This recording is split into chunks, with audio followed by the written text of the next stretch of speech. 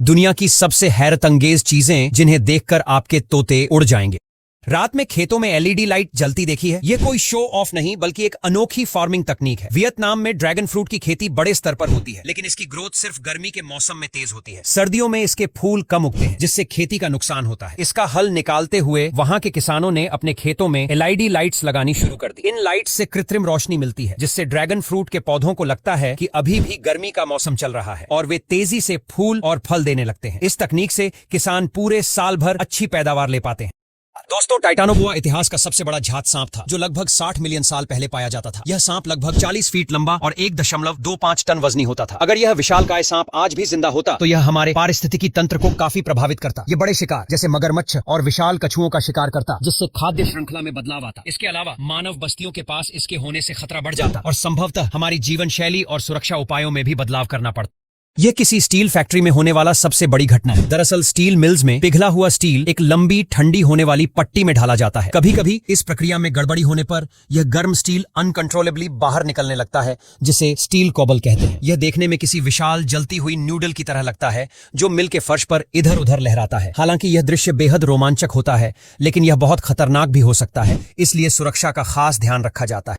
क्या आपको पता है कि जब एक विंड टरबाइन पूरी तरह से खराब हो जाती है और चलने लायक नहीं बचती, तो उसके साथ क्या किया जाता है? असल में पुराने ब्लेड्स को नष्ट करना एक चुनौती है, क्योंकि वे फाइबर ग्लास से बने होते हैं, जो आसानी से नष्ट नहीं होते। इसलिए इन्हें विशेष लैंडफिल साइट्स में दफनाया जाता है, जिन्हें विंड टरबाइन ग्रेवयार्ड कहा जाता है। यह एक बढ़ती हुई पर्यावरणीय चिंता है, क्योंकि इन ब्लेड्स का पुनर्चक्रण कठिन है और वे लैंडफिल में जगह घेरते हैं। वैज्ञानिक अब इन ब्लेड्स के पुनर्चक्रण के नए तरीकों पर काम कर रहे हैं, ताकि पर्यावरण पर इसका प्रभाव कम किया जा सके।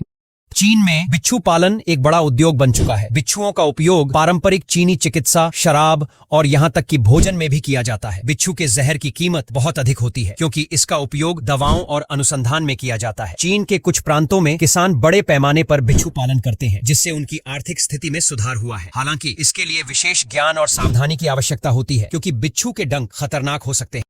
नेचर में ऐसे ऐसे जीव मौजूद हैं जिनके बारे में जानकर यकीन करना मुश्किल होता है। ऐसा ही एक पक्षी है, अम्ब्रेला बर्ड। इस पक्षी का नाम इसकी खास बनावट की वजह से रखा गया है। इसके सिर पर एक बड़ा काला पंखों का झुंड होता है, जो दिखने में बिल्कुल छाते अम्ब्रेला जैसा लगता है। इतना ही नहीं, इसके गले में एक लंबी फुली हुई स्किन होती है, जो इसे और भी अजीब बना देती है। अम्ब्रेला बर्ड ज्यादातर साउथ अमेरिका के जंगलों में पाया जाता है और इसका अनोखा लुक इसे बाकी पक्षियों से बिल्कुल अलग बनाता है।